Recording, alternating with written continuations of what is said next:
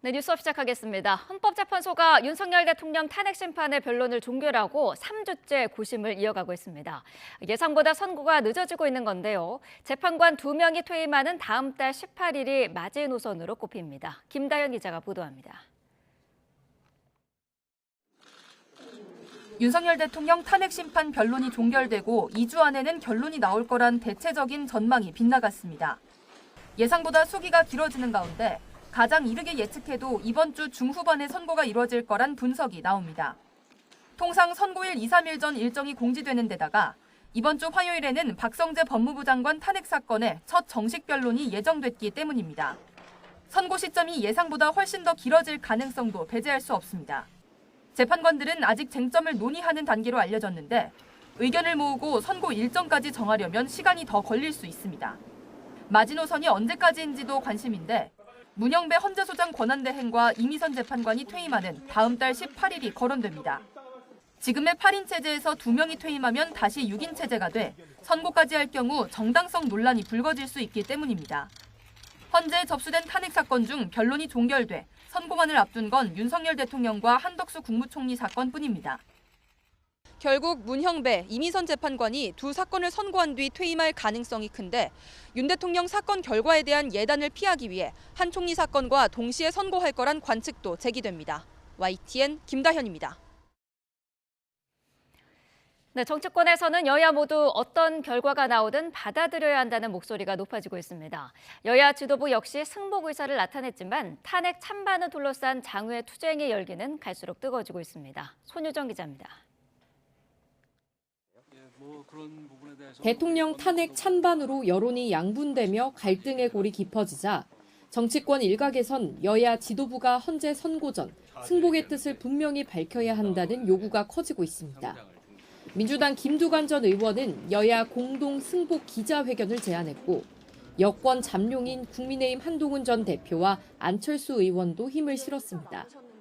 이 같은 요구에 여당 지도부는 앞서 헌재 판단에 승복하겠다는 뜻은 여러 차례 밝혔다며 당의 공식 입장 역시 마찬가지라고 강조했습니다. 윤 대통령 또한 탄핵 심판 최종 변론에서 승복 의사를 밝힌 것으로 알고 있다며 야당과의 공동 기자회견에도 긍정적인 반응을 보였습니다. 여야 당 대표 간의 기자회견이든 아니면 공동 메시지든 어떠한 것이든 간에 승복 메시지를 내겠다는 것을. 앞서 이재명 대표 역시 유튜브 방송에 출연해 승복 의사를 드러냈는데 그럼에도 여야는 여전히 서로의 진정성을 의심하고 있습니다. 여당은 이 대표가 수시로 말을 바꾸는데 믿을 수 있겠느냐고 직격했고 민주당은 승복을 운운하기 전에 마은혁 헌법재판관 후보자 임명에 대한 헌재 결정부터 따르라고 맞받았습니다. 누구나 당연히 그렇게 해야 된다 생각이 됩니다. 그러면 마은혁 재판관도 임명을 하고 그다음에 헌재 파괴를 주장했던 의원들도 징계하고. 이와 별개로 여야의 장외 여론전은 휴일에도 멈추지 않았습니다. 민주당은 닷새째 국회부터 광화문까지 도보로 행진한 뒤 집회에 참석해 헌재의 신속한 파면 결정을 촉구했습니다. 여당 일부 의원들 역시 엿새째 헌재 앞을 지키며 탄핵 반대 릴레이 시위를 이어가고 있습니다. 여야 지도부 모두 승복 의사를 직간접적으로 밝혔지만 탄핵 심판 선고가 다가올수록 헌재를 향한 여야의 압박 수위는 점차 높아질 전망입니다. YTN 손효정입니다. 계엄 사태에서 내란 혐의로 재판에 넘겨진 김용현 전 국방부 장관 등 주요 피고인들의 본격적인 공판은 오늘부터 시작됩니다. 사건의 관련성을 고려해 군인과 경찰 두 갈래로 재판을 나눠서 진행하기로 한 법원은 심리에 속도를 낼 것으로 보입니다. 권준수 기자가 보도합니다. 준비 절차를 마무리한 내란 혐의 재판이 이번 주 본 궤도에 오릅니다. 월요일 김용현 전 국방부 장관과 노상원 전 정보사령관, 김용군 전 헌병대장의 첫 공판을 시작으로 목요일엔 경찰 수뇌부인 조지호 경찰청장과 김봉식 전 서울경찰청장, 그리고 윤승영 경찰청 수사기획조정관 등의 첫 공판이 진행됩니다. 본격 심리에 앞서 사건의 쟁점과 증거를 정리하던 준비기일과 달리 정식으로 재판이 진행되는 공판기일엔 당사자들이 법정에 직접 출석해야 합니다. 윤석열 대통령 탄핵 심판의 증인으로 출석했던 핵심 인물들이 형사재판을 이유로 입을 다물기도 했던 만큼 기소가 돼서 지금 피고인 신분입니다. 그 관련 공소 사실에 좀 포함되어 있어서 이 부분은 좀 증언을 못하더라도 좀 양해를 부탁드리겠습니다. 본격화하는 재판에서 어떤 진술을 이어갈지 주목됩니다. 내란 재판엔 증인만 500명이 넘을 것이란 예상이 나오는데 재판부는 조 청장과 김 전 서울청장의 첫 공판기일에 곧바로 증인 신문을 시도하는 등 신속하게 재판을 진행한다는 방침입니다. 내란 전담 재판부는 또 군 고위 관계자들과 경찰 수뇌부 재판을 분리해 진행하다가 내란죄 성립 여부를 따질 때 병합을 검토한다는 계획입니다. YTN 권주수입니다. 대통령 경호처는 윤석열 대통령 체포영장 1차 집행 무산 뒤 경찰 국수본 측을 만난 거로 알려진 소속 간부를 해임하기로 했다는 보도에 대해 관련 절차가 진행 중이라고 밝혔습니다. 경호처는 현재까지 정해진 건 없다면서도 세부 내용은 보안 사항이라 확인해 줄 수 없다며 이같이 설명했습니다. 앞서 한 언론 매체는 경호처가 지난 13일 징계위원회를 열고 경호처 간부 A씨에 대한 해임을 의결했다고 보도했습니다. 지난 1월 경호처는 A씨가 경찰 국수본 관계자 2명을 만나 군사 주요 시설물 위치 등 내부 정보를 전달한 사실이 확인됐다며 대기 발령 조치를 내렸습니다. 트럼프 대통령이 예고한 상호 관세 부과 이후 개별 국가와의 양자 협상이 진행될 거라고 미국 국무장관이 밝혔습니다. 한미 FTA도 대폭 개정되거나 아예 FTA를 대체할 새로운 협정이 체결될 가능성이 있어 보입니다. 워싱턴 권준기 특파원입니다. 마코 루비오 국무장관은 4월 2일 발표될 상호관세는 모든 나라를 대상으로 한 기준선 재설정이 될 거라고 밝혔습니다. 상호관세를 부과한 뒤엔 개별 국가와 양자 협상을 통해 관세율을 조정할 수 있다고 설명했습니다. FTA를 체결한 한국도 예외가 아닐 것으로 예상됩니다. From that new baseline of fairness and reciprocity, we will engage potentially in bilateral negotiations with countries around the world on new trade arrangements that make sense for both sides. 스콧 벤센트 재무장관은 상호관세 효과를 6월 30일까지는 지켜볼 거라고 말했습니다. 그 사이 다른 나라가 관세를 낮추는지 지켜본 뒤에 협상에 나서겠다는 방침으로 해석됩니다. Look what happens from April 2nd to say June 30th as the other countries come down too. And President Trump's created a win-win situation here. 하지만 미국 내에서조차 트럼프 경제정책에 대한 여론은 부정이 긍정을 넘어섰습니다. 최근 여론조사를 실시한 NBC는 트럼프 1기를 포함해 경제 운영에 대한 반대가 과반을 넘은 건 처음이라며 트럼프 관세로 인한 혼란이 반영된 것으로 평가했습니다. 이 때문에 공화당 내에서도 트럼프 관세에 대한 우려의 목소리가 공개적으로 나오고 있습니다. Well, there's a little bit of anxiety about it, but for the most part, our farmers are patient. In a couple of months, they're probably going to lose their patience. 뉴욕타임스는 트럼프 관세로 인한 피해가 민주당보다 트럼프 지지자에게 더 크게 나타날 거라고 보도했습니다. 다른 나라들이 관세의 정치적 효과를 극대화하기 위해 농업과 에너지, 자동차 등 트럼프가 가장 아플 만한 곳을 노리고 있다는 분석입니다. 워싱턴에서 YTN 권중입니다. 정인교 통상교섭본부장은 지난주 미 정부 관계자들을 만나 우리나라에 대한 상호 관세 면제 등을 요청했지만 미국의 입장에 변화는 없었다고 말했습니다. 특히 관세 정책은 트럼프 대통령이 직접 챙기는 만큼 상호 관세 역시 예정대로 발표될 것 같다고 내다봤습니다. 직접 들어보겠습니다. 오는 4월 2일 우리나라를 포함해서 미국에 대해서 무역 수지 흑자를 기록하고 있는 국가들을 중심으로 어떤 형태든 상호 관세가 발표될 것이라는 짐작을 하고 왔습니다. 근본적으로는 상호 관세를 도입을 해서 적자폭을 줄이겠다라는 입장에는 변함이 없다라는 거였고, 또 이 관세를 트럼프 대통령이 직접 챙기기 때문에 현재로서는 트럼프 대통령의 정책이 그대로 실현될 가능성이 높다라고 판단이 됩니다. 정치권에선 우리나라가 미국 정부의 이른바 민감국가 목록에 들어간 것을 두고 책임 공방이 이어졌습니다. 국민의힘은 야당의 연쇄 탄핵 때문에 정부가 신속한 대처에 어려움을 겪고 있다고 주장했는데 민주당은 내란이 초래한 외교 참사의 책임까지 야당 탓을 하느냐고 반발했습니다. 나혜인 기자입니다. 국민의힘은 정부가 미국과의 각종 기술 협력에 제한을 받을 수도 있는 민감국가 지정을 모르고 당한 건 잘못이고 비판받아야 한다고 밝혔습니다.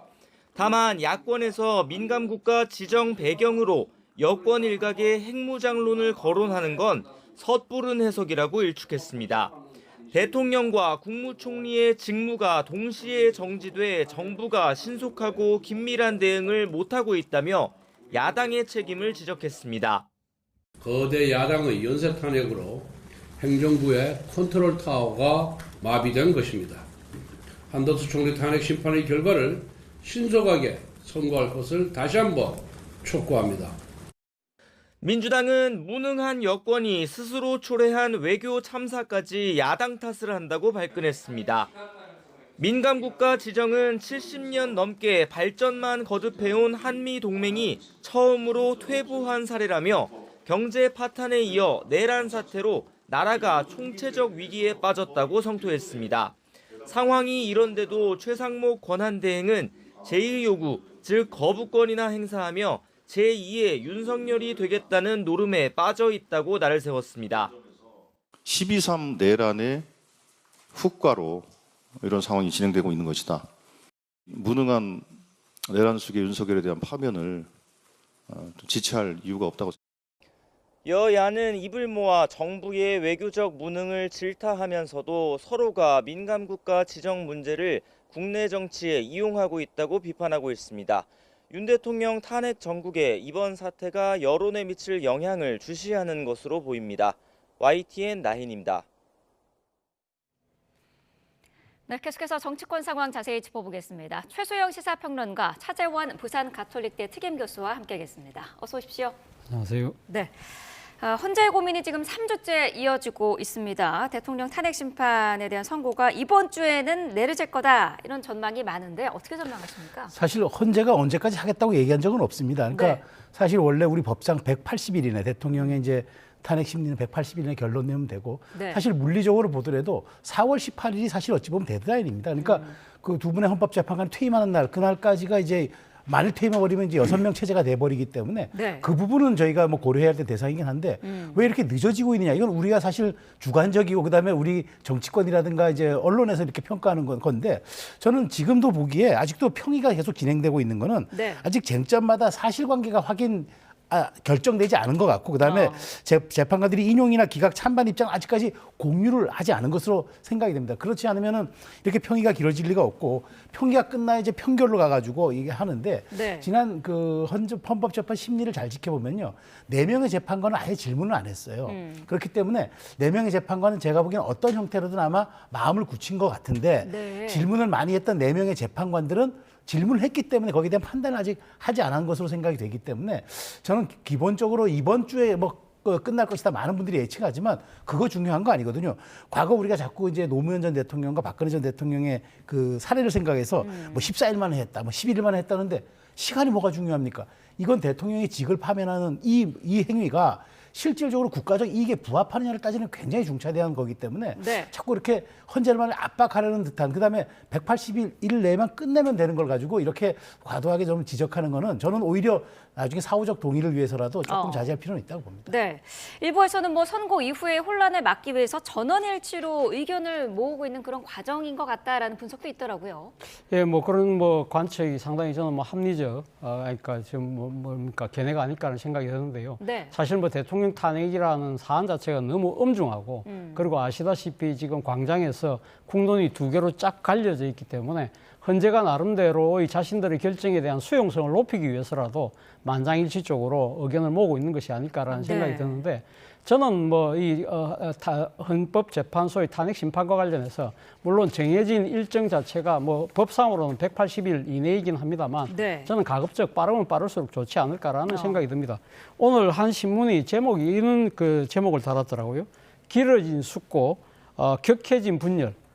두려운 후유증이라고 그러는데요. 사실은 이 헌법재판소의 탄핵 선고 자체가 길어지면 길어질수록 우리 내부의 내용과 갈등이 더 깊어질 수밖에 없는 상황이라고 한다면 그 헌법재판소 입장에서는 여러 가지 어려움이 있음에도 불구하고 어느 정도 의견이 모아지고 그리고 상당히 제가 생각했을 땐 그렇습니다. 이번 사안 같은 경우에 그렇게 이 판결을 내리는데 어렵지 않을 거라는 생각이 듭니다. 왜냐하면 이번에 그 마은혁 재판관 임명에 관해서 위헌 선고가 내려졌을 때, 그러니까 최상목 권한대행이 임명을 하지 않고 있는 부분에 대해서 그때 그 헌법 위반이라고 이야기했을 때도 8대0이었고요. 그리고 이번에 체제감사원장이나 검사 3명에 대한 이번 기각도 8대0이었거든요. 그러니까 이 헌법재판관들이 추천을 누가 했느냐, 정치적 성향이 어떠느냐에 따라서 뭐 이렇게 판결이 나뉠 거라고 보지만 꼭 그렇지 않다는 것이죠.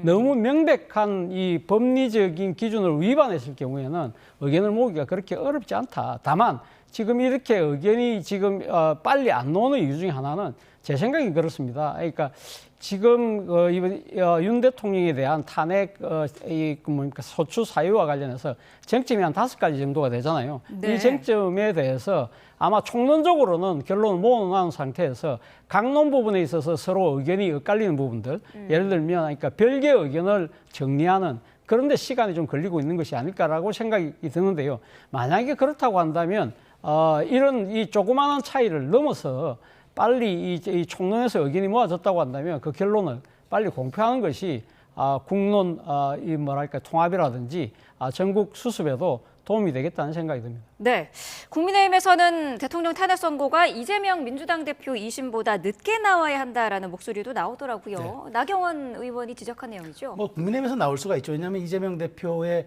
2심 선고일은 뭐 법으로 정해져 있고 지금 재판부가 예고한 대로 26일이니까 그건 뭐 말하자면 그건 빼도 박도 못하는 이제 그 기일이 선고가 된 거죠. 근데 대통령 그 선고는 마치 이거는 뭐 그 전에 해야 된다는 무슨 규칙이 있는 것도 아니고 충분하게 숙고를 해가지고 그 내용들을 결정문에 담는 게 중요한 거지. 사실 그러다 보니까 지금 이번 주만 지나면 이재명 대표의 2심 선고도 빨라질 수 있는 거죠. 다만 이제 이것을 이제 묶어서 얘기하는 게 마치 이제 이재명 대표가 이제 말하자면 어떤 유죄 판결을 받는 걸 전제로 하는 듯한 그런 이제 모습들이 있어서 그렇긴 한데 저는 기본적으로 이런 것들이 너무 고려사항이 될 수는 없지만 헌재가 그렇게 뭐 디테일하게 정치적 고려사항까지는 하진 않을 것으로 보아요. 근데 어찌됐건 지금 크게 보면은 대통령에 대해서 3가지가 지금 갈래가 있지 않습니까? 인용이 있고 기각이 있고 각하가 있잖아요. 최근에 이제 각하 얘기들이 나오는 게 뭐냐면 인용이야 뭐 당연히 청구권자가 그 얘기한 소추 사유가 이제 이유 있음이 되는 거고 기각은 기본적으로 법적 근거가 부족하니까 그건 청구 거부가 되는 거고 마지막에 이제 요즘 나오는 각하 얘기는 뭐냐?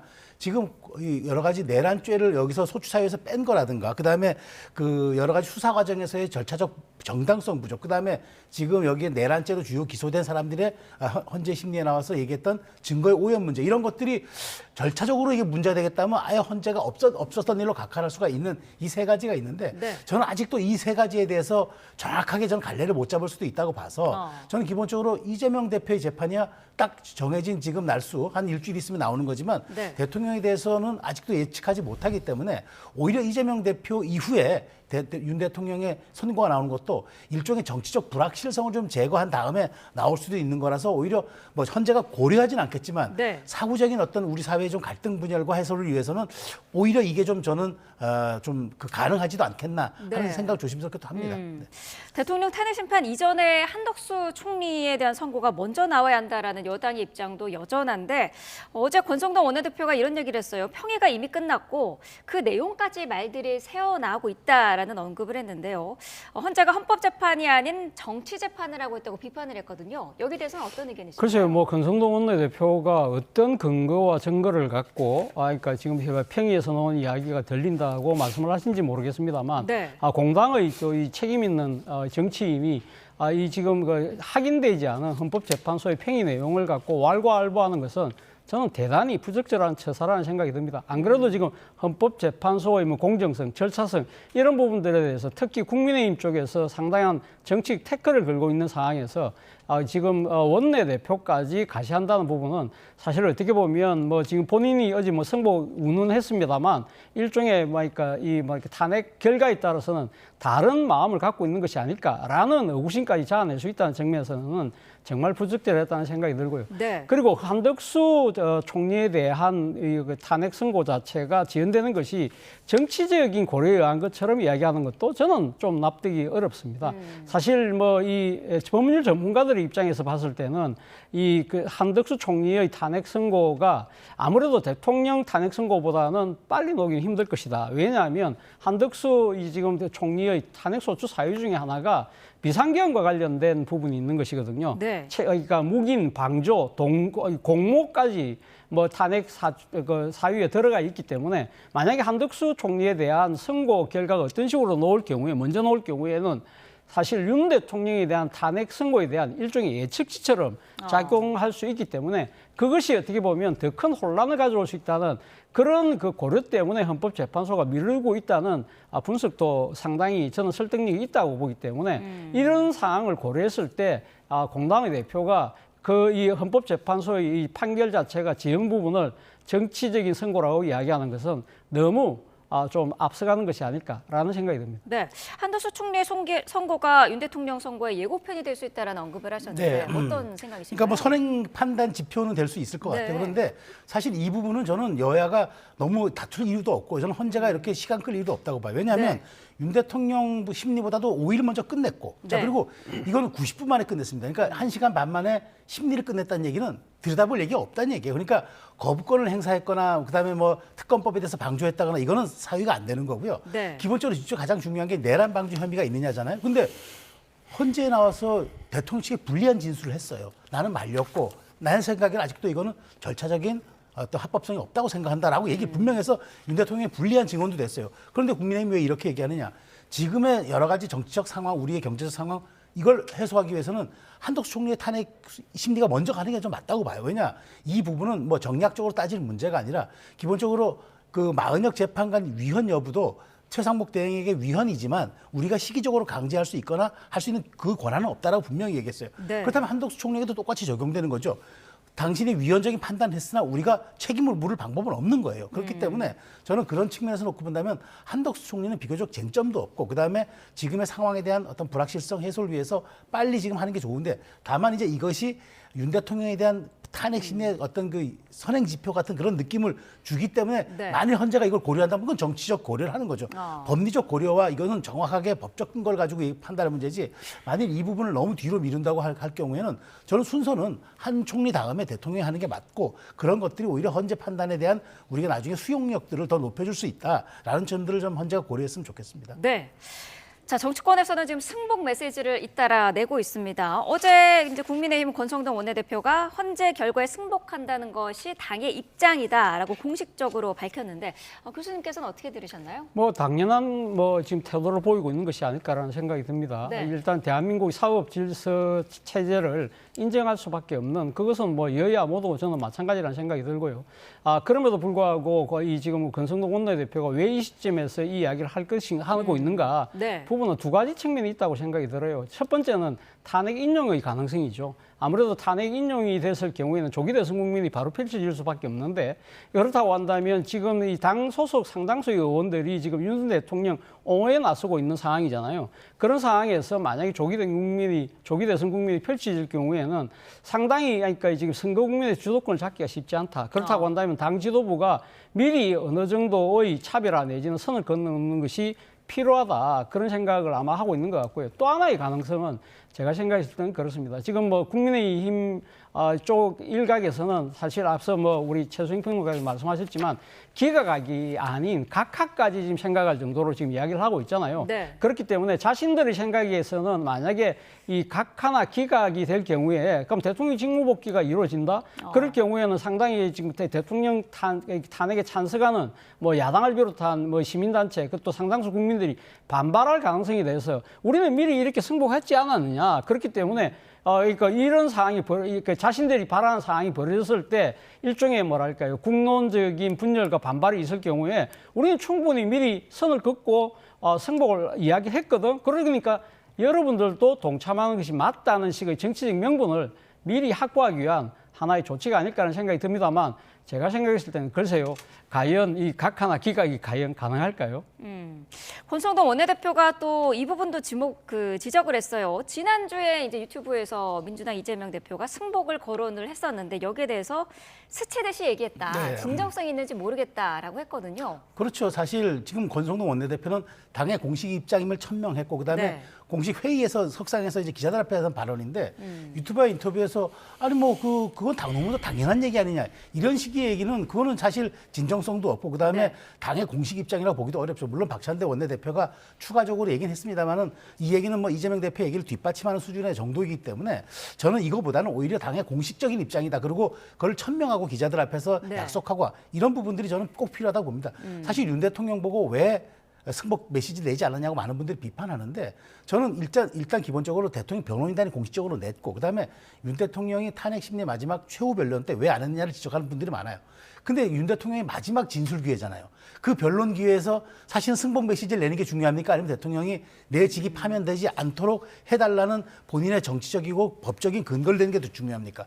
제한 시간에 많은 부분들을 거기에 할애할 수밖에 없었기 때문에 저는 기본적으로 그거는 대통령의 방어권 측면을 이해해 줘야 되고 당과 지금 변호인단이 냈다는 건 우리가 변호인단을 왜 둡니까? 본인의 어떤 대리를 하라고 두는 거기 때문에 저는 변호인단의 메시지가 물론 윤 대통령이 저는 더 정확하게 메시지를 낸다면 저는 우리 국가 발전에서도 좋은 일이라고 생각합니다만은 그걸 안 했기 때문에 우리도 안 한다는 식의 그런 좀 약간 이중적인 태도는 저는 옳지 않다고 봐서 네. 어찌됐건 여야 모두 더 구체적이고 더 명징한 그런 좀 메시지들이 나오는 것이 좀 필요하다고 봅니다.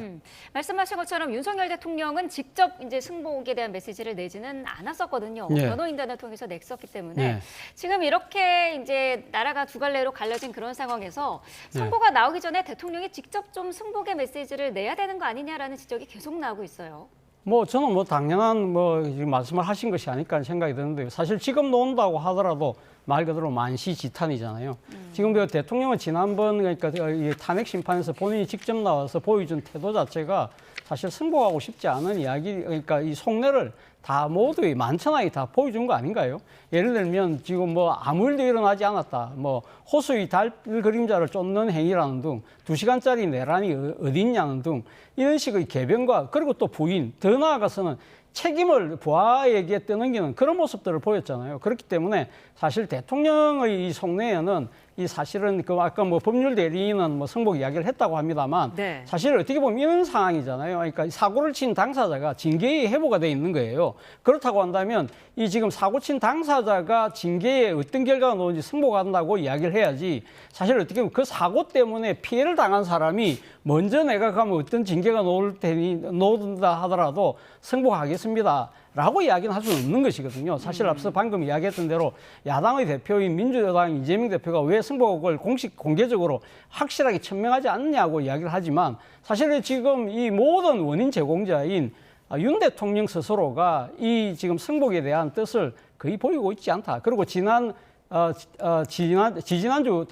토요일이었죠. 본인이 구속 취소로 석방돼서 나올 때 했던 대국민 메시지를 한번 보세요. 뭐라고 이야기했습니까?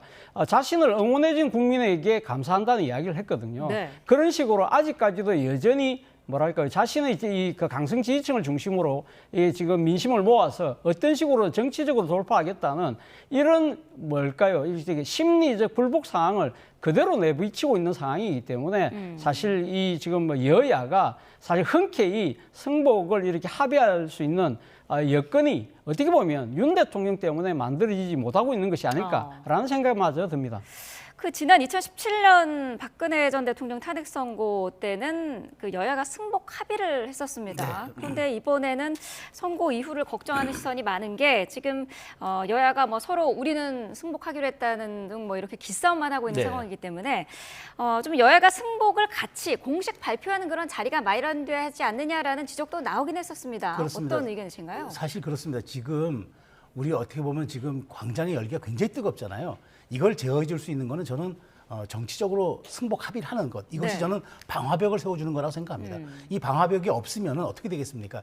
정말 이게 이 들불처럼 번져나갈 경우에 이 심리적 이 내전 상태를 어떻게 감당하겠습니까? 그래서 저는 실질적으로 여야 뭐 대통령뿐만 아니라 모든 분들이 여기에 대해서 승복 합의라는 게 우리 사회가 갖고 있는 민주적 보고 능력을 보여줄 뿐만 아니라 네. 기본적으로 저는 우리가 지금 닥친 이 공화정의 위기 이런 것들을 극복해낼 수 있는 길이라고 봐요. 그런 측면에서 사실 이런 부분들 이제 곧 헌재 판결이 나올 것이라는 예측이 지배적이잖아요. 그게 뭐 네. 이게 이번 주일 수도 있고 다음 주일 수도 있고 4월 18일 전일 수도 있는데 지금 어쨌든 여기와 정비례해서 지금 광장이 열긴 더 뜨거워져 가고 있으니까 네. 이걸 좀 시켜줄 수 있는 방화벽과 그다음에 여기에 대한 우리의 보호 능력을 보여주는 차원에서라도 정치가 이 부분은 좀 제도적으로 개입할 필요가 있겠다. 결국 대의민주주의를 갖고 있는 국회나 여야가 이 부분을 해결할 수밖에 없기 때문에 네. 저는 이 부분은 꼭 이번 주 안에 좀 그 머리를 맞대는 좀 기회가 있었으면 좋겠다는 게 정말 저도 개인적인 바람입니다. 네, 알겠습니다. 자, 오늘 말씀은 여기까지 듣겠습니다. 최소영 시사평론가, 차재원 부산가톨릭대 특임교수와 함께했습니다. 고맙습니다.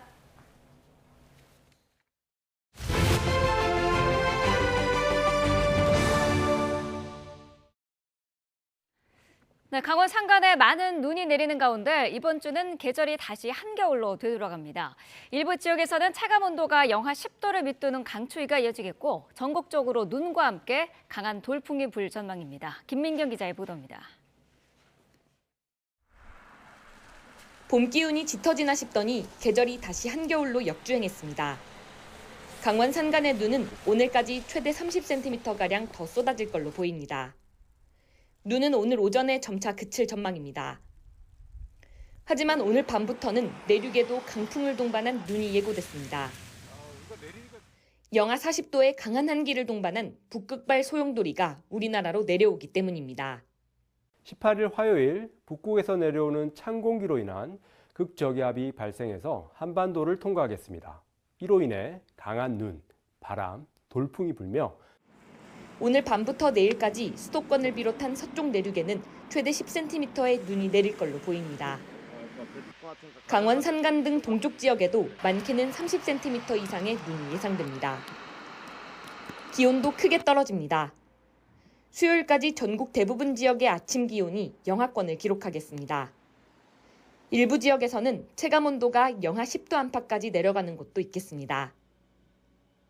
다시 찾아온 한겨울 추위 속 내륙에서는 강한 돌풍과 함께 벼락과 우박이 예상되고 해상에는 용오름이 발생할 가능성도 있어 주의가 필요합니다.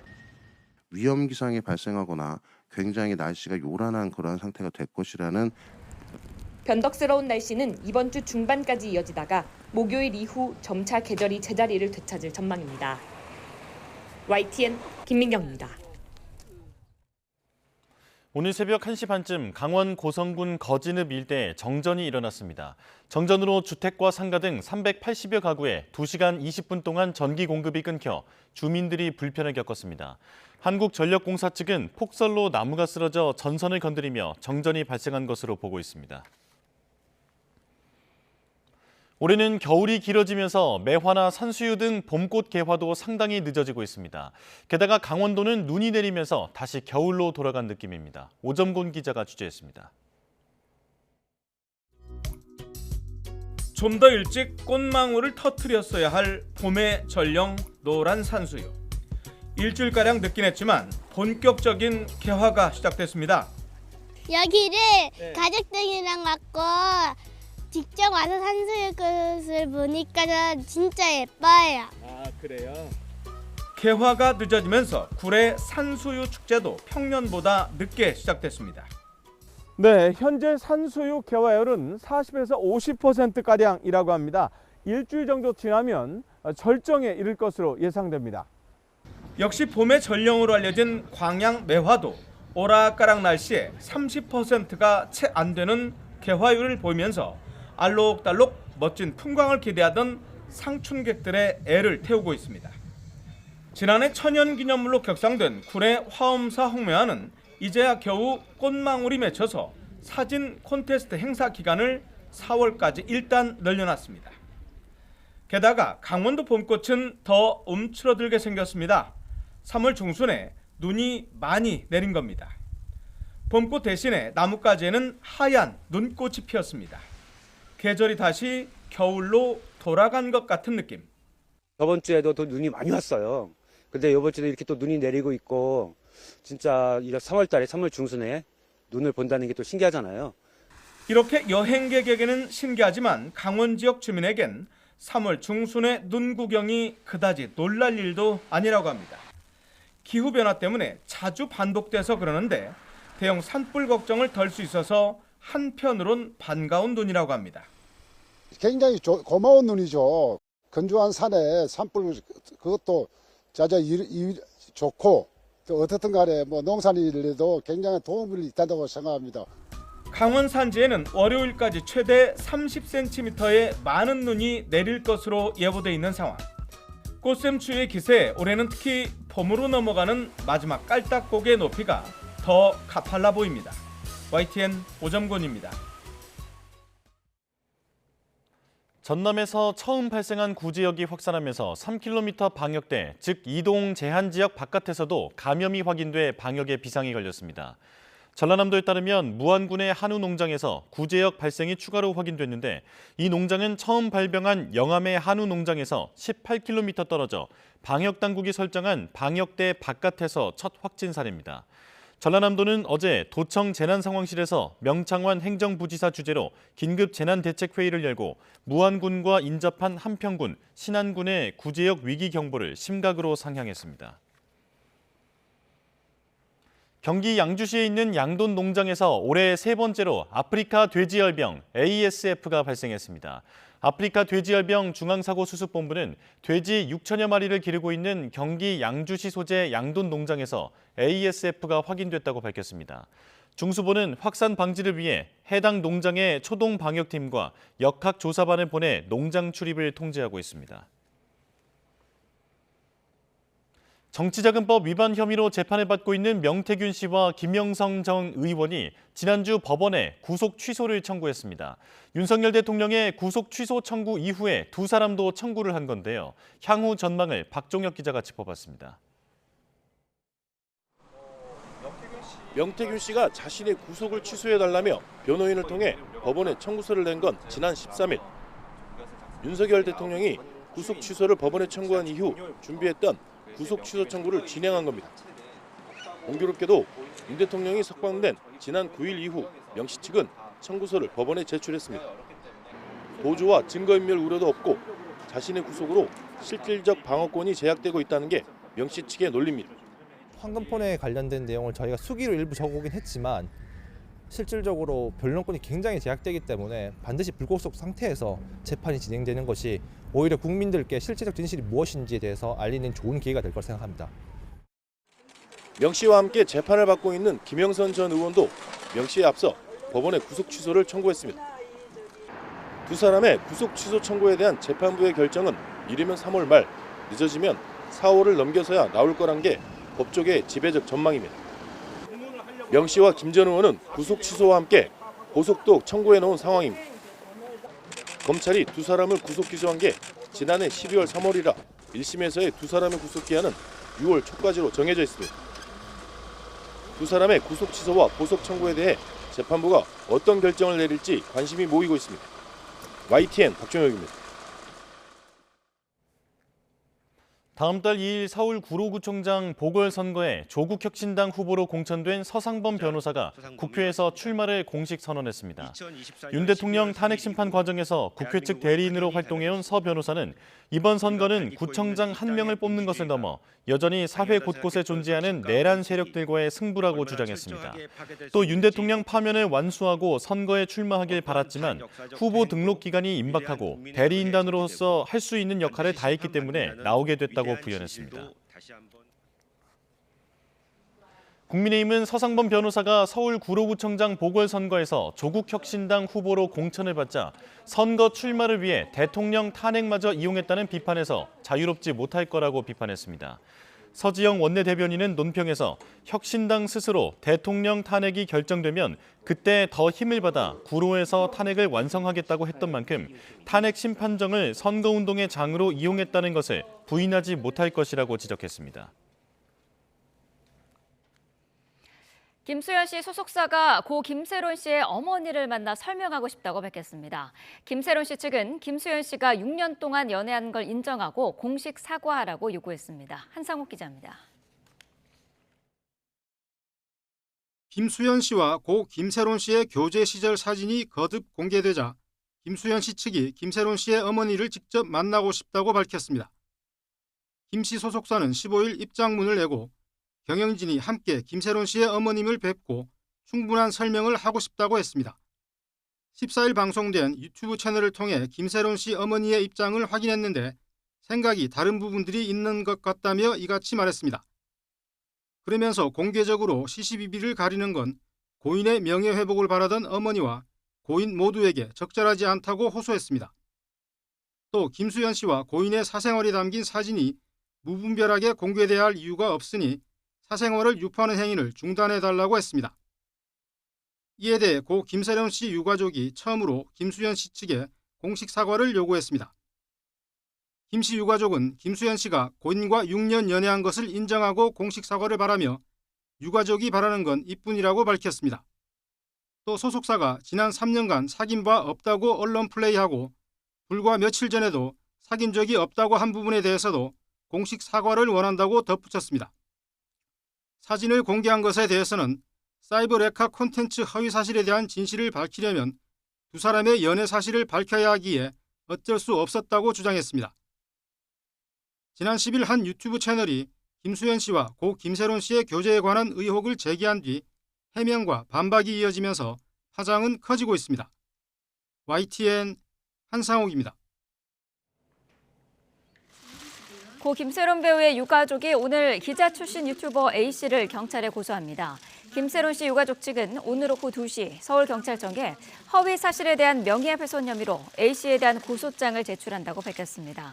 해당 유튜버는 지난 2022년부터 김세론 씨와 관련한 영상을 여러 차례 제작했는데 유가족들은 이 가운데 허위 사실이 포함됐다고 보고 있습니다.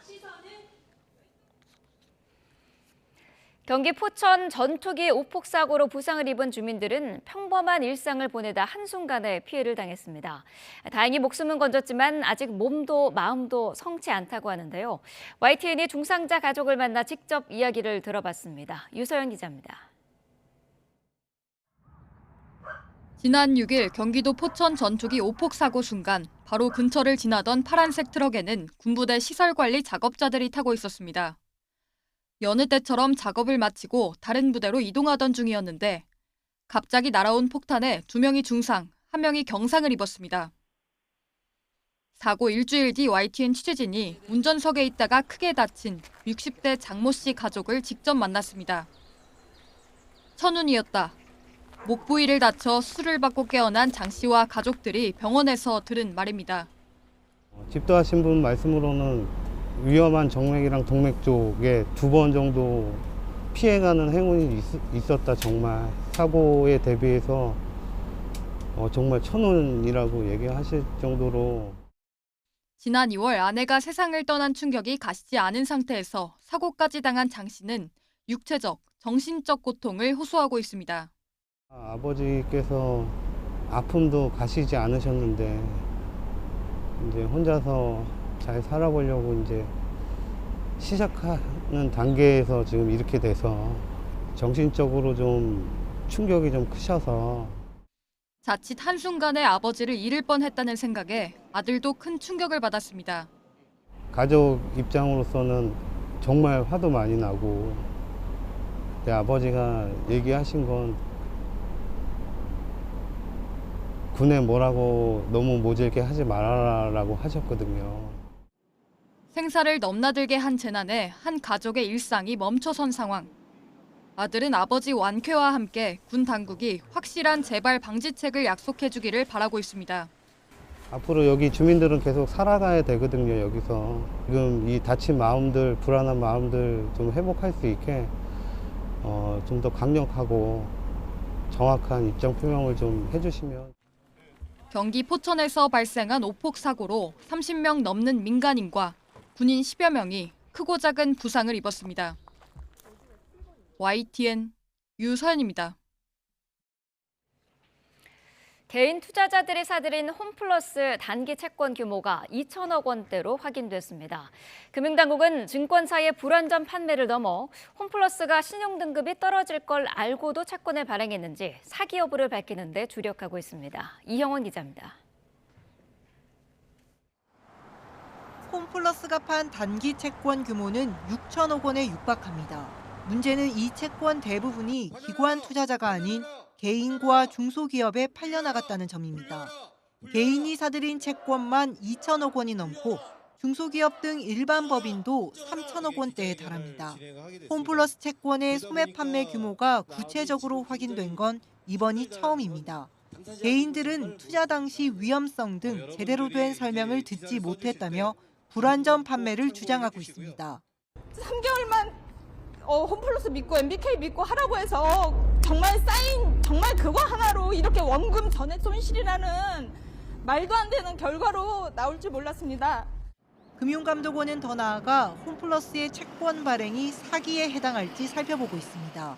홈플러스가 기업 회생을 신청한 지난달에만 1,800억 원이 넘는 단기 채권을 발행했는데 그 전에 신용등급 강등을 미리 알았거나 회생 신청 계획을 세웠었다면 사기 거래가 될 수 있기 때문입니다. 사기 발행이 인정되면 투자자가 일부 책임을 져야 하는 불안전 판매와 달리 전액을 돌려받을 수 있게 됩니다. 이에 금융당국은 홈플러스 증권 발행 주관사인 신영증권과 신용평가사를 상대로 관련 의혹에 대한 검사를 이어가고 있습니다.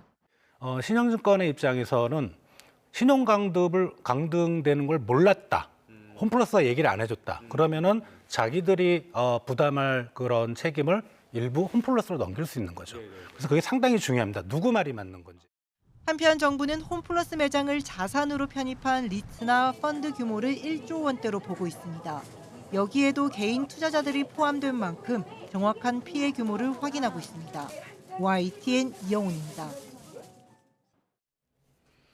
네, 홈플러스의 대주주인 MBK 사모펀드 운영자 MBK 파트너스의 김병주 회장이 본인 재산을 출연해 결제 대금을 받지 못한 소상공인 거래처에 먼저 지급하겠다는 뜻을 밝혔습니다. 다만 규모에 대해서는 신속히 지급돼야 할 금액을 홈플러스와 파악하고 있다면서 그 결과에 따라 결정될 거라고 말했습니다. MBK는 이어 갑작스러운 기업 회생 절차를 신청한 데 대해선 회사가 정상 운영돼야만 채무 변제도 가능하다면서 정상화를 위한 선제적 조치가 필요했다고 설명했습니다. 토지거래 허가구역 해제 이후 서울 강남 3구를 중심으로 신고가 거래가 이어지고 있지만 같은 서울 내에서도 외곽 지역은 최근까지 하락세를 이어갔습니다. 오를 곳만 오르는 양극화를 넘어 초양극화 시대가 도래하는 것 아니냐는 우려도 나옵니다. 최도희 기자가 현장을 다녀왔습니다. 서울 동대문구의 한 아파트, 전용 면적 84제곱미터가 지난달 8억 9천만 원에 거래돼 지난해 9월과 비교하면 2천만 원 정도 내렸습니다. 이 지역 아파트 값은 4주 연속 하락하다 5주 만에 상승세로 전환했는데 거래량이 차츰 늘어나면서 쌓인 매물들이 소화되기 시작했습니다. 2월 말부터 조금 움직임이 시작이 됐고, 그러고 나서 이제 기존에 적체된 물건들이 가격 조정돼가지고 이제 거래가 되는 상황이었죠. 토지거래 허가제 해제 이후 강남 3구를 중심으로 아파트 값이 급등세를 보이는 것과는 온도차가 뚜렷한 모습입니다. 실제로 토허제 해제 이후 강남 3구가 줄줄이 7년여 만에 최대 상승폭을 기록하며 아파트 값이 급등한 것과는 달리 일부 강북 지역에선 아파트 값이 떨어지다가 최근 들어 보합 또는 상승 전환했습니다. 서울자치구간 직전 2달치 거래와 비교한 상승 거래 비중을 살펴봐도 온도차는 뚜렷합니다. 서초구는 거래의 71%가 상승 거래였지만 노원구는 상승 거래 비중이 40%에 그쳐 시세보다 낮은 급매물이 주로 팔린 것으로 분석됩니다. 이른바 똘똘한 한 채 선호 현상 등으로 강남 3구 중심의 아파트값 상승세에 따른 서울 집값 양극화 현상은 더 심해질 전망입니다. 규제 지역이 아니었던 지역은 여전히 경제가 어렵기 때문에 부동산 가격이 오르지 못하고 하락하고 있습니다. 이런 현상은 아마도 당분간 지속될 가능성이 높습니다.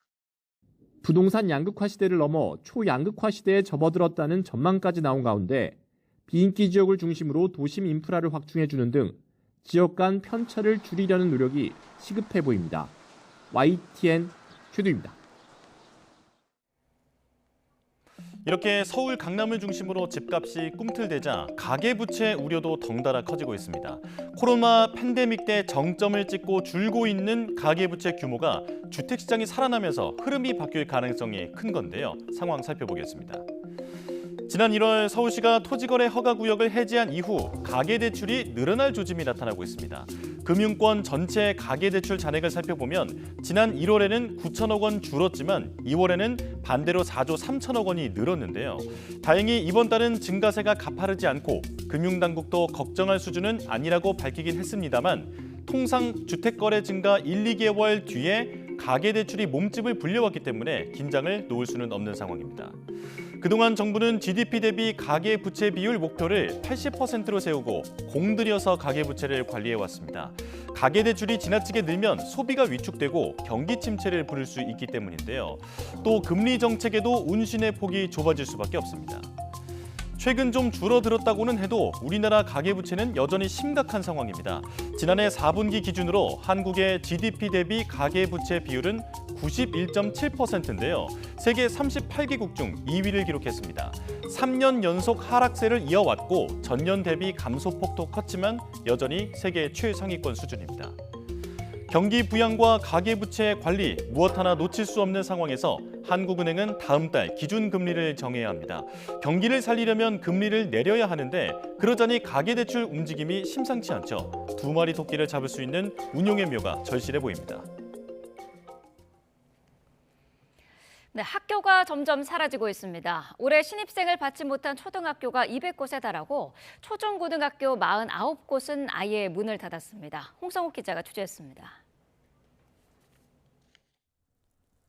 새학기 첫날 강원도 춘천의 한 초등학교. 눈 내린 운동장은 텅 비었고 부모님 손잡고 학교 온 신입생도 없습니다. 1935년 개교한 이후 학생 수가 점점 줄더니 이제 남은 학생은 4명이 전부입니다. 이 학교는 지난해에 이어 올해도 신입생을 단 한 명도 받지 못했습니다. 당연히 입학식을 열지 못했고 이제는 폐교를 걱정해야 할 처지입니다. 신입생이 없어 입학식을 열지 못한 초등학교는 전국 184곳. 지난해보다 27곳 늘었는데 내년에는 사상 처음 200곳이 넘을 거란 전망이 나옵니다. 학생 수가 줄어 문 닫는 학교 역시 늘고 있습니다. 학생들이 모두 떠난 학교. 놀이터도 운동장도 교실도 모두 텅텅 비고 뛰노는 학생들도 사라졌습니다. 지난 1953년 문을 연 이 학교는 올해로 문을 닫았습니다. 한때 수십 명이던 재학생은 이제 단 한 명도 남지 않았고 학교에는 정적만이 흐르고 있습니다. 2021년 24곳이던 폐교는 2022년 25곳, 재작년엔 22곳으로 주춤하다 지난해엔 33곳으로 늘었고 올해는 무려 49곳에 달했습니다. 폐교는 농산어촌 지역이 대부분인데 학교 주변 상권과 마을 소멸로도 이어지고 있습니다. 출산율 급감으로 인한 학령 인구 감소가 근본 원인이지만 교육 환경 격차로 인한 인구 유출도 큰 원인으로 지목되고 있습니다. 혹은 이 교육 문제를 바라보지 말고 지역의 균형 발전이나 측면에서 봐줘야 되고 균형 발전의 측면을 또 수도권 대 지방만 보는 게 아니라 지역 내에서의 그 균형 발전도 필요하거든요. 근데 그거는 전적으로 그거는 이제 중앙정부보다는 지자체와 교육청의 책임이겠죠.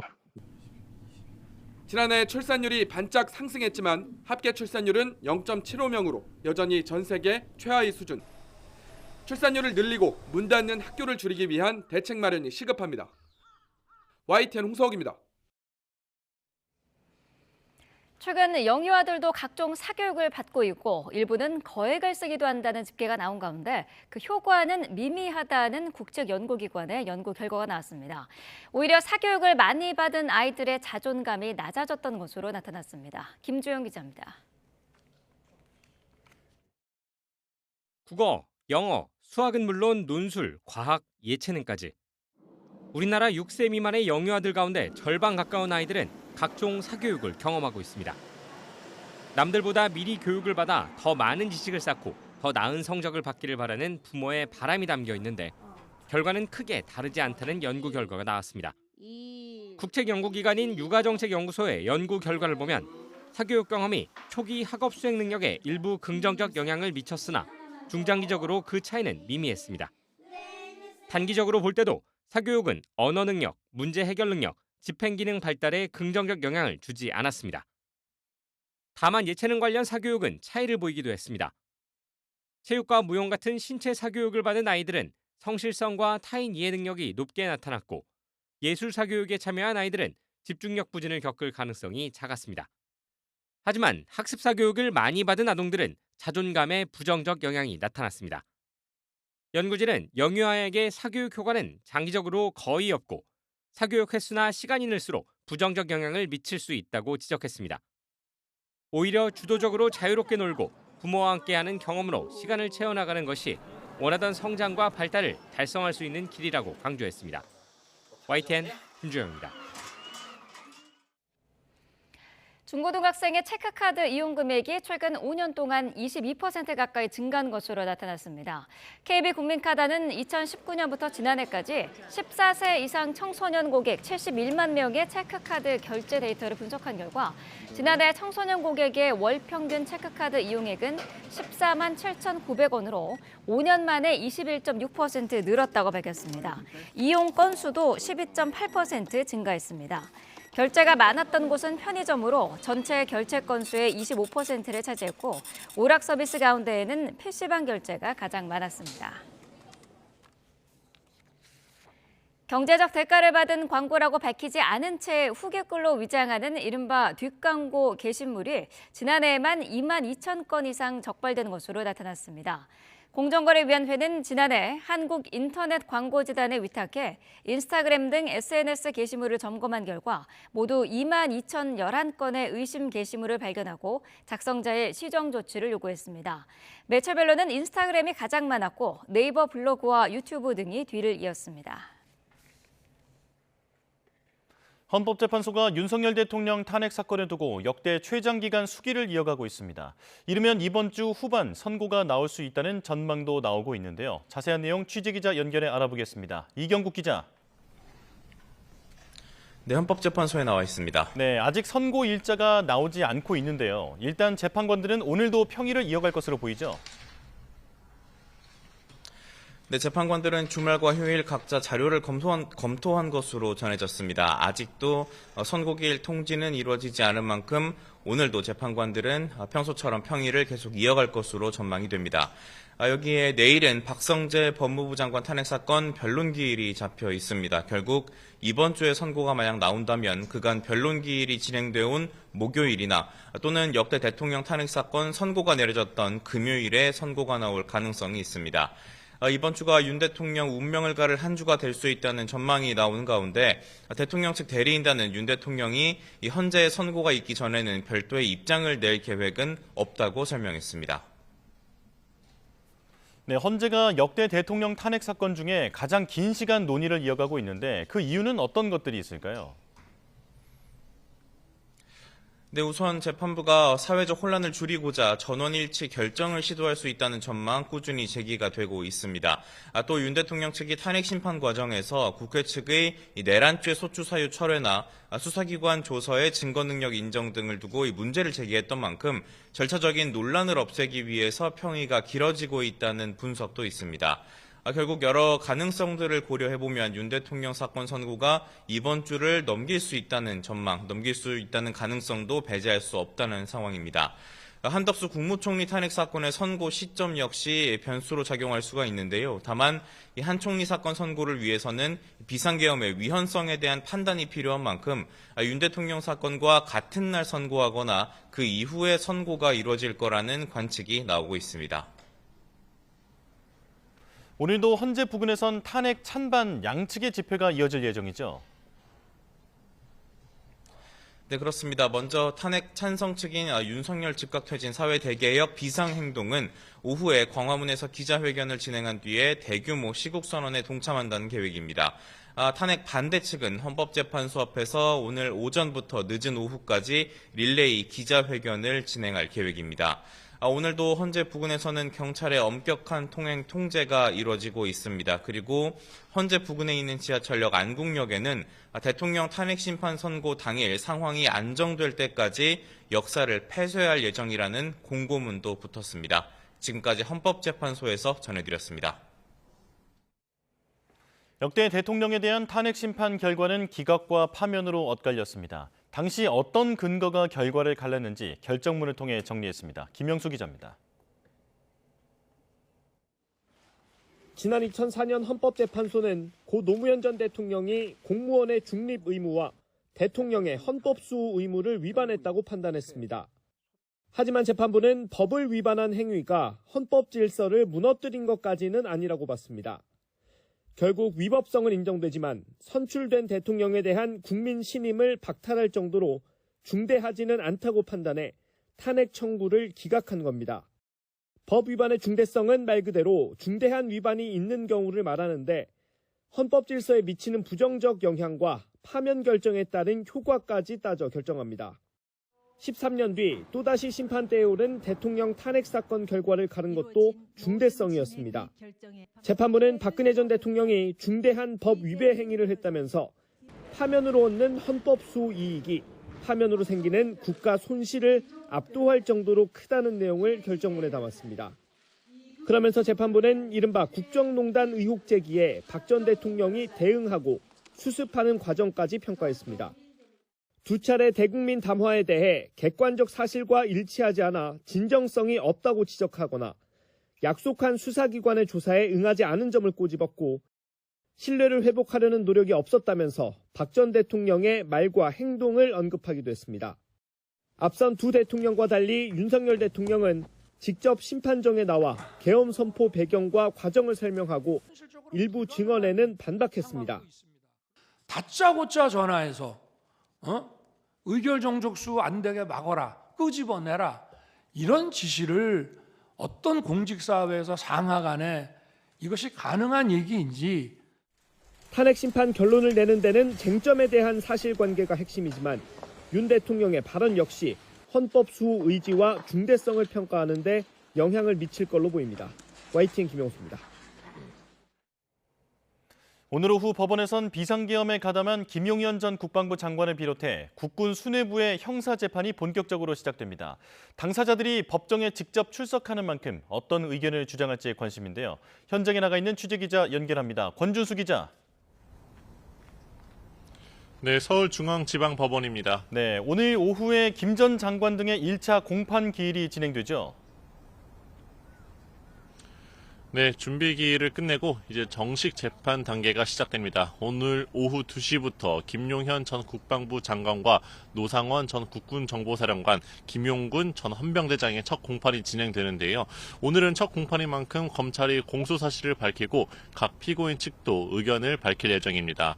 이른바 햄버거 회동에 참여한 것으로 알려진 노상원 전 정보사령관과 김용군 전 헌병대장은 김용현 전 장관과 함께 중앙선거관리위원회 점거 등의 혐의를 받습니다. 김 전 장관 측은 최근 구속 취소를 다시 청구하기도 했는데 이에 대해서도 의견을 낼 것으로 보입니다. 목요일엔 경찰 수뇌부에 대한 재판도 시작되죠. 그렇습니다. 앞서 법원은 지난 공판 준비 기일에 사건의 관련성을 고려해서 군인과 경찰 두 갈래로 재판을 나눠 재판을 진행하기로 했는데요. 오늘 군 관계자들에 대한 공판이 진행되고 오는 목요일엔 조지호 경찰청장과 김봉식 전 서울경찰청장 등 경찰 고위 관계자의 1차 공판 기일이 진행됩니다. 내란죄 재판은 서울중앙지법 지귀현 부장판사가 이끄는 형사합의 25부가 모두 맡고 있는데요. 앞서 내란죄 여부를 다툴 때 군 관계자와 경찰 수뇌부의 재판을 합쳐야 하지 않겠느냐는 언급도 했던 만큼 나중에 병합을 검토할 것으로 보입니다. 일주일 뒤인 오는 24일엔 내란죄 우두머리 혐의를 받는 윤 대통령의 형사재판 2차 준비기일도 잡혀 있는데요. 윤 대통령 사건 병합 여부는 이 2차 준비기일 이후에 결정될 전망입니다. 지금까지 서울중앙지방법원에서 YTN 권윤수입니다. 트럼프 미국 대통령과 푸틴 러시아 대통령이 우크라이나 휴전 문제와 관련해 이번 주 전화 통화를 할 예정이라고 미국이 밝혔습니다. 휴전 합의에 더 가까워지고 있다는 관측 속에 유럽 각국 정상과 군 수장들도 이번 주 줄줄이 회의를 열고 전후 평화 확보 방안을 논의합니다. 런던에서 조수연 특파원이 보도합니다. 트럼프 대통령은 우크라이나 전쟁을 끝내기 위한 러시아와의 협상이 잘 되고 있는 것 같다고 평가했습니다. 그러면서 푸틴 대통령이 휴전에 동의할 것으로 본다고 자신했습니다. 지난 13일 모스크바에서 푸틴을 직접 만난 위트코프 미 대통령 특사는 두 정상이 이번 주 통화할 것이라며 매우 긍정적일 거라고 예상했습니다. 또 우크라이나 측과도 계속 소통하고 있는데 상황이 복잡하지만 양측의 간극을 좁혀나가고 있다고 설명했습니다. 미국 협상팀은 휴전의 세부 조건을 협의하기 위해 이번 주 우크라이나, 러시아 측과 각각 만나기로 했습니다. The president uses the time frame weeks, and I don't disagree with him. I am really hopeful that we're going to see some real progress here. 미국이 몇 주 내로 합의가 이루어질 수 있음을 예고하면서 유럽은 우크라이나에 힘을 실어주기 위한 노력에 박차를 가하고 있습니다. EU는 이번 주 외교장관 회의와 정상회의에서 최대 63조 원 규모 무기를 추가로 지원하는 방안을 구체적으로 논의할 방침입니다. 영국에서는 오는 20일 의지의 연합에 참여할 국가들의 군 수장들이 모여 전후 평화유지군 논의를 이어갑니다. 젤렌스키 대통령은 유럽과 미국 양쪽 모두의 지원이 필요하다는 점을 강조했습니다. Peace will be more reliable with the European contingents on the ground and the American side as a backstop. 핵심 지점에 병력을 배치해 우크라이나군을 훈련하는 방안 등이 거론되고 있지만 여러 나라가 파병에 머뭇거리고 있어 조율 과정이 쉽지 않을 전망입니다. 런던에서 YTN 조수연입니다. 북극발 한기가 남하하면서 날씨가 급변했습니다. 오늘 아침 들이닥친 영하권 추위에 이곳 광화문을 지나는 시민들의 옷차림도 다시 겨울로 돌아간 듯하고요. 지금도 눈이 이어지고 있는 영동에는 밤사이 무려 40cm가 넘는 폭설이 쏟아졌습니다. 지난 주말에도 마치 4월 중순처럼 포근한 날씨가 이어졌던 만큼 이 날씨 변화가 더욱더 극심하게 느껴지고 있는데요. 오늘과 내일은 때 아닌 추위와 또 대설에 대비해 주셔야겠습니다.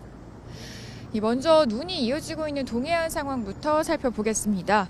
영동과 경북 울진에는 대설경보가 유지 중이고요. 강원과 경북 동해안 또 산간 지역에는 오늘 낮까지 최고 15cm, 내륙에도 1에서 5cm의 눈이 더 내리겠습니다. 이번 주 대설의 강풍까지 비상입니다. 특히 해안가와 해상에는 더욱 거센 돌풍이 불고 있는데요. 현재 충청 이남 해안가에는 강풍특보가 또 대부분 해상에는 풍랑특보가 발효 중입니다. 산바람의 날씨도 다시 추워졌습니다. 낮 동안은 영하권 아침 추위를 뒤로하고 서울이 6도, 광주 8도, 대구 9도까지 오르겠지만 강풍의 체감온도는 3도에서 4도가량 더 낮겠습니다. 동해안의 눈비는 낮까지 이어지다가 점차 잦아들겠습니다. 이후 저녁까지는 잠시 소강 상태 들겠지만 늦은 밤부터는 또다시 전국에 강한 한기를 동반한 눈비 구름이 유입되겠는데요. 이 눈비는 수도권과 충남을 시작으로 밤사이 전국으로 확대하겠습니다. 내일까지 강원과 경북 북동 산간에는 또 한 차례 20에서 30cm의 폭설이 내리겠고요. 이번에는 서울 등 수도권에도 최고 10cm의 대설이 예보됐습니다. 취약 시간대인 밤부터 눈이 내리기 시작하는 만큼 피해 없도록 시설물 점검은 미리 해주셔야겠습니다. 강풍특보가 내려진 해안가뿐 아니라 그 밖에 전국에서도 내일까지 강한 바람이 불겠습니다. 날아갈 수 있는 물건은 단단히 고정해 주셔야겠고요. 특히 폭설이 내렸던 동해안 지역에서는 무너질 수 있는 시설물 관리 잘해 주셔야겠습니다. 지금까지 서울 광화문에서 YTN 고은재입니다. 뉴스업 월요일 순서 마칩니다. 내일 다시 뵙겠습니다. 고맙습니다.